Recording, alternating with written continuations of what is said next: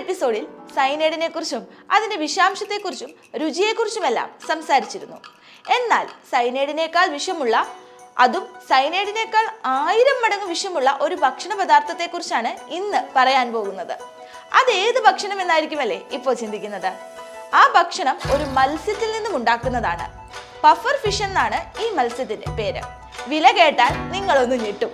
സൈനൈഡിനേക്കാൾ കൊടും വിഷമുള്ള മീനിന്റെ വില ഒരു പ്ലേറ്റിന് 15,000 മുതൽ 20,000 രൂപ വരെയാണ്. വിളമ്പുന്നത് ജപ്പാനിലെ തീൻമേശകളിലും.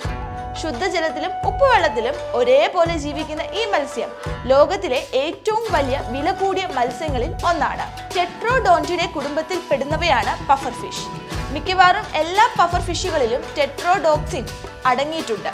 ഈ പദാർത്ഥം മത്സ്യത്തെ രുചികരമാക്കുകയും അതുപോലെ തന്നെ അപകടകാരി ആക്കുകയും ചെയ്യുന്നു. ഈ മത്സ്യത്തിൽ നിന്നുമുള്ള ഒരു തുള്ളി വിഷം അകത്ത് ചെന്നാൽ പോലും മരണം ഉറപ്പാണ്. മനുഷ്യരെ സംബന്ധിച്ചിടത്തോളം ടെട്രോഡോക്സിൻ മാരകമായ വിഷമാണ്. സൈനൈഡിനേക്കാൾ 1200 മടങ്ങ് വിഷം. പ്രായപൂർത്തിയായ 30 പേരെ കൊല്ലാൻ ഒരു പഫർ ഫിഷിൽ അടങ്ങിയിട്ടുള്ള വിഷം മതിയാവുമെന്നാണ് ഗവേഷകർ പറയുന്നത്. ഇതിന് ഫലപ്രദമായ ചികിത്സകളുമില്ല, മറുമരുന്നുമില്ല. 1 ഇഞ്ച് മുതൽ 1 അടി വരെയാണ് പഫർ ഫിഷുകളുടെ നീളം. അതേസമയം ശത്രുക്കളിൽ നിന്ന് രക്ഷപ്പെടാനായി ഈ മത്സ്യങ്ങൾ ശരീരം ബലൂൺ പോലെ വികസിപ്പിക്കുന്നതിനാൽ ബലൂൺ മത്സ്യമെന്നും അറിയപ്പെടുന്നു. മാംസഭോജികളാണ് പഫർ ഫിഷുകൾ. ഇവയുടെ കരൾ, ശരീരത്തിലെ ചെറുമുള്ളുകൾ, ചർമ്മം എന്നിവയിൽ കാണപ്പെടുന്ന ഈ വിഷപദാർത്ഥത്തിന് മറ്റു മത്സ്യങ്ങളെ കൊല്ലാനാവില്ല.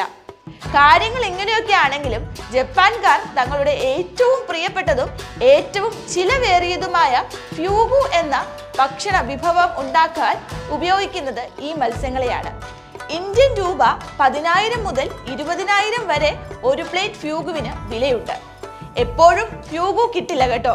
പഫർ മീനുകളുടെ സീസണായ സെപ്റ്റംബർ മുതൽ മാർച്ച് വരെയുള്ള കാലയളവിലാണ് ഇവ ലഭിക്കുന്നത്.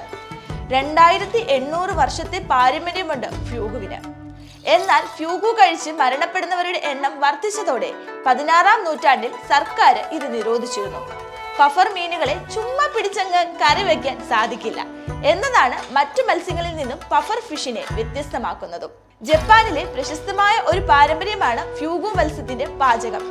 പഫർ ഫിഷ് എന്ന പേര് കൂടിയുള്ള ഈ മത്സ്യം ഉപയോഗിച്ചുള്ള വിഭവങ്ങൾ ജപ്പാൻകാരുടെ ഇഷ്ടഭക്ഷണമാണ്. ഇവിടെ നമ്മൾ പഠനത്തിൽ BA എടുക്കുന്നത് പോലെ ഒരു കോഴ്സാണിത്.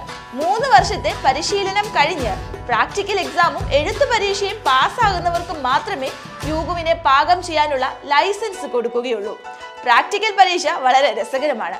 സ്വന്തമായി മീൻ വൃത്തിയാക്കി ആ മീൻ കൊണ്ട് ഭക്ഷണം ഉണ്ടാക്കി അത് കഴിച്ചു കാണിക്കണം. പാചകം ചെയ്യുന്നയാൾ ജീവനോടെ ഉണ്ടെങ്കിൽ ലൈസൻസ് കിട്ടുമെന്ന് ചുരുക്കം. ലൈസൻസ് ഇല്ലാത്ത ഒരാൾ ഈ മത്സ്യം പാചകം ചെയ്യുന്നത് കുറ്റകരമാണ്. എന്നാൽ പലയിടങ്ങളിലും ലൈസൻസ് ഇല്ലാതെ ഭക്ഷണം തയ്യാറാക്കുന്നവരുമുണ്ട്. ഈ മത്സ്യത്തിന്റെ മാംസത്തിൽ വിഷമില്ല. എന്നാൽ ഇവയുടെ ഭക്ഷണത്തിൽ അടങ്ങിയിരിക്കുന്ന ബാക്ടീരിയ ആണ് വിഷത്തിന്റെ സ്രോതസ്. അതിനാൽ തന്നെ കരളടക്കമുള്ള ആന്തരിക അവയവങ്ങൾ, കണ്ണ് എന്നിവയിലും വിഷം ഉണ്ടാവും. പാചകം ചെയ്യുന്നയാൾ വളരെ ശ്രദ്ധിച്ച് മത്സ്യത്തിന്റെ ആന്തരിക അവയവങ്ങൾ നീക്കി അവ സംസ്കരിക്കാൻ സ്റ്റീൽ പെട്ടിയിൽ പൂട്ടിവെച്ച ശേഷമാണ് ഭക്ഷണം പാകം ചെയ്യുന്നത്. ഈ മത്സ്യത്തെ പല രീതിയിൽ പാചകം ചെയ്ത് കഴിക്കാറുണ്ട്. പച്ച മാംസം അരിഞ്ഞ് സോസിൽ മുക്കി കഴിക്കേണ്ട സാഷ്മിയാണ് ഈ കൂട്ടത്തിലെ പ്രധാന വിഭവം.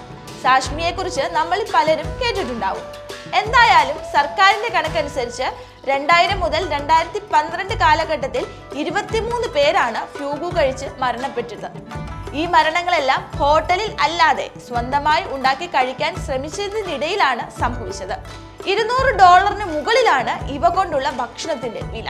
ജപ്പാനിലെ പാരമ്പര്യം അനുസരിച്ച് ഫ്യൂഗു കഴിച്ചതിനു ശേഷം ആരെങ്കിലും മരിച്ചാൽ അത് പാചകം ചെയ്ത പാചകക്കാരൻ മീൻ മുറിക്കുന്ന പ്രത്യേക കത്തി ഉപയോഗിച്ച് ആത്മഹത്യ ചെയ്യുമായിരുന്നുവെന്നും പറയപ്പെടുന്നു. ഫ്യൂഗുവിന്റെ ശരീരത്തിലെ വിഷമായവ അവയവങ്ങൾ പ്രത്യേക തരം കത്തി കൊണ്ട് മുറിച്ചു മാറ്റിയാണ് പാകം ചെയ്യുന്നത്. എന്നാൽ ഈ വിഭവത്തിന് അതിന്റെ യഥാർത്ഥ രുചി ലഭിക്കുന്നത് ഈ വിഷത്തിന്റെ നേരിയ അംശം മാംസത്തിൽ ബാക്കിയുണ്ടാകുമ്പോഴാണ് എന്നത് രസകരമായ വസ്തുത. അതിനാൽ തന്നെ വിഷം കൂട്ടി ഭക്ഷണം കഴിക്കുന്ന ആൾ മരിക്കാതെയും വിഷമാകെ എടുത്തു കളഞ്ഞ് മീൻ ബോറാക്കാതെയും പാകം ചെയ്യണമെങ്കിൽ അസാധാരണ കഴിവ് തന്നെ വേണം. അപ്പോ ഫ്യൂഗുവിനെ കുറിച്ചുള്ള എല്ലാ കാര്യങ്ങളും അറിഞ്ഞ സ്ഥിതിക്ക് കഴിക്കാൻ ആഗ്രഹമുണ്ടെങ്കിൽ നേരെ ജപ്പാനിലേക്ക് വിമാനം പിടിച്ചോ. ഫ്യൂഗ് കഴിച്ചിട്ട് തിരിച്ചു വരണേ.